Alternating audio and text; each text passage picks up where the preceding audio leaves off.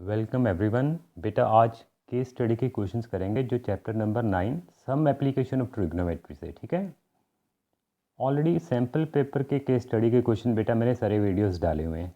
ठीक है, चले क्वेश्चन है बेटा, man standing at the top of the building, जैसे फिगर में दिख रहा है, observe a car at an angle of depression of 30 degree which is approaching the foot of the building, जो बिल्डिंग की तरफ आ रही कार। ठीक है, with a uniform speed, special line लिखी बेटा, यूनिफॉर्म स्पीड मतलब स्पीड कार की हर जगह सेम है।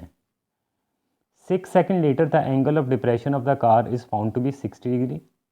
6 सेकेंड बाद एंगल ऑफ डिप्रेशन 60 हो गया 30 से। Whose distance from the building is 25 metre, और ये इन्फॉर्मेशन दी हुई है। पहले फिगर बनाते हैं बेटा, फिर क्वेश्चन 5 मल्टीपल चॉइस क्वेश्चन है बेटा, जिनमें से सिर्फ आपको 4 करने हैं। ठीक है, चलिए बेटा ये फिगर हर क्वेश्चन में काम आनी है, अभी रफली बना दें। मान लो ये बिल्डिंग थी ए बी,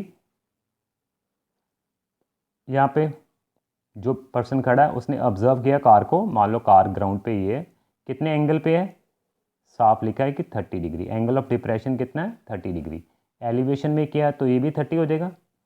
6 सेकंड बाद कार सी से डी तक पहुँच गई, 6 सेकंड बाद। अब देख रहा है एंगल ऑफ डिप्रेशन कितना बन रहा है कार का, ये 60 डिग्री बन रहा है। ठीक है, एलिवेशन में कन्वर्ट करेंगे बेटा, ये 60 है। और इन्फॉर्मेशन क्या थी, whose distance from the building is 25 metre. अब डिस्टेंस बिल्डिंग से कितना उसका 25 मीटर है, ये बिल्डिंग थी। ठीक है, आई होप क्लियर फिगर। अब क्वेश्चन अटेम्प्ट करते हैं बेटा, 5 मल्टीपल चॉइस क्वेश्चन है जो 4 कर रहे हैं आपको। चलिए फर्स्ट ए पार्ट है बेटा, height of the building. 4 option दी हुई है। बिल्डिंग ये दिख रही थी, अभी फिगर बनाई बेटा, इसकी हाइट पूछी है। मतलब इस राइट ट्राइंगल में चले जाएंगे ए बी सी में। ठीक है ना, ए बी निकालना ऊपर रख लिया, बी डी मुझे गिवन था वो मैंने नीचे रख लिया। तो क्या बन जाएगा, ये परपेंडिकुलर है जिस एंगल को देख रहे हैं, ये बेस हो जाएगा। तो परपेंडिकुलर और बेस क्या होता है सबको पता है बेटा, tan। तो क्या लिखेंगे, tan 60 डिग्री। सामने ए बी निकालना था, बी डी 25 था, और tan 60 की वैल्यू √3। ए बी कितना आ जाएगा, क्रॉस मल्टीप्लाई कर देंगे, 25 √3 metre. So option first is the right answer. अभी ये काम भी आएंगे अगले क्वेश्चंस में। हाइट ऑफ द बिल्डिंग अभी निकाल ली, अब कितनी निकाली है, अभी यूज़ करेंगे बेटा 25 √3। ठीक है, सेकंड पार्ट में काम आएगी। चले सेकंड पार्ट, बी पार्ट लिखा बेटा, distance between 2 positions of the car. पहले कार की पोजीशन ये थी, अब ये होगी। अब ये निकालना है सी डी। ठीक है, तो सी डी आ जाएगा, कैसे आएगा, बड़े वाले ट्राइंगल में गए बेटा, ए बी सी में, बड़े वाला ए बी सी जिसमें एंगल 30 है। ठीक है, ए बी पिछले स्टेप में निकाल लिया था 25 √3। अब मैं बी सी निकाल लूँगा, बी सी मैंने निकालना ऊपर रख लिया, ए बी मुझे पता है मैंने वो नीचे रख लिया। ये क्या बन जाएगा, बेस, ये क्या बन गया, परपेंडिकुलर। तो मैंने लिखा बेस बाय परपेंडिकुलर, वो क्या होता है सबको पता है, कॉट ऑफ दिस एंगल। तो मेरे पास निकल के आ जाएगी पूरी बी सी। ये ए बी पिछले स्टेप में फर्स्ट पार्ट में किया था 25 √3, कॉट 30 पे √3। तो बी सी कितना आ जाएगा, सबको पता है ये 3 बन जाएंगे, 25 × 3 75 मीटर। ये पूरा बी सी आया, पर पूछा क्या था, distance between 2 positions of the car, ये पूछा था। ये टोटल कितना आया, अभी मैंने निकाला 75। तो ये पूछी है, 75 - 25 कर देंगे। सो सी डी पूछा था एग्जामिनर ने, 75 - 25 that is 50 metre. So option third is the right answer. I hope clear. चले बेटा थर्ड, आप क्या पूछा है, find the total time taken by the car to reach the foot of the building from the starting point.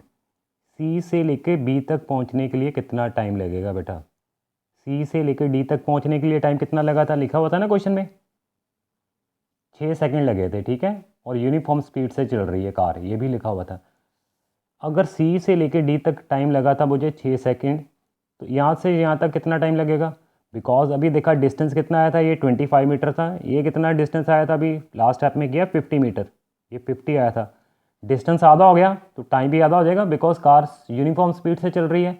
अगर सी से लेकर D तक 6 सेकंड लगेगा, डी से बी तक कितना टाइम लगेगा, 3 सेकंड। ठीक है, क्यों, बिकॉज यूनिफॉर्म स्पीड से चल रही है। तो डी से बी तक का टाइम 3 सेकंड है। टोटल टाइम पूछा है फ्रॉम द स्टार्टिंग पॉइंट से, 6 सेकंड पहले लगे, 3 सेकंड अब, टोटल टाइम कितना हो जाएगा? 9 second is the right answer. अगर पूछा था डी से बी तक तो 3 सेकंड था, ठीक है, क्लियर। चले अगला डी पार्ट लिखा बेटा, if we interchange the positions of the angle then it will be logically correct, yes no, do not say anything और नन ऑफ दिस। भाई एंगल सबको पता है पॉसिबल ही नहीं है, जितना छोटा एंगल होगा वो हमेशा दूर बनेगा, याद रखना बेटा।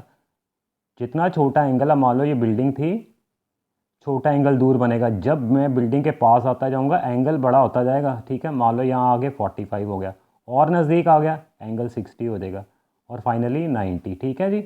छोटा एंगल दूर बनेगा, और बोल रहा कि एंगल चेंज कर दें, ये 60 कर दें और ये 30 कर दें, क्या सही है? नहीं, answer is no, logically incorrect है, ठीक है जी, ये पॉसिबल नहीं, ठीक है। छोटा एंगल दूर, बड़ा एंगल नज़दीक आ जाएगा, ओके। चलिए अगला, सो आंसर सेकंड पार्ट है, ठीक है जी। चलिए बेटा, अब क्या पूछा लास्ट पार्ट में, the distance of the observer, observer तो यहीं पे था ना, ए पे, to the car in which it makes an angle of 60 degree, जब कार ने 60 डिग्री एंगल बन रहा था, ये वाला एंगल, ठीक है। ये डिस्टेंस कितना है, रेड वाला, ओके। ए डी पूछा है, मतलब इस ट्राइंगल में ए डी की वैल्यू कितनी होगी, ठीक है। तो मैंने ए डी निकालना है, ठीक है, क्वेश्चन मार्क है। चले, अगर मैं ए डी ऊपर रखूँ, बी डी नीचे रखूँ, बिकॉज बी डी मुझे पता ना, जो चीज़ पता वो नीचे, ये क्या हो गया, एक तरह हाइपोटेन्यूज, ये क्या हो गया, बेस। तो मैंने लिखा क्या, हाइपोटेन्यूज ओवर बेस। तो सबको पता है हाइपोटेन्यूज ओवर बेस क्या होता है, पंडित बद्री प्रसाद हर हर बोले वाला फॉर्मूला लगाओ। हाइपोटेन्यूज ओवर बेस होता है सीकेंट, तो सामने आ जाएगा सीकेंट ऑफ 60। तो ए डी निकालना था बेटा, बी डी मुझे पता था स्टार्टिंग में 25 था, और सीकेंट 60 की वैल्यू पता होनी चाहिए। सीकेंट 60 कितना है बेटा, यस, कॉस 60 तो पता ही है ना, कॉस 60 कितना होता है, 1/2, सीकेंट उसका रेसिप्रोकल है, तो कितना हो जाएगा, 2 हो जाएगा, ठीक है। तो ए डी कितना आ जाएगा मेरे पास, क्रॉस मल्टीप्लाई कर देंगे 50 मीटर, सो ए डी कितना आ गया, 50 metre. So right option is second. I hope सबको क्लियर हो गया होगा। चलिए बेटा, थैंक यू वेरी मच।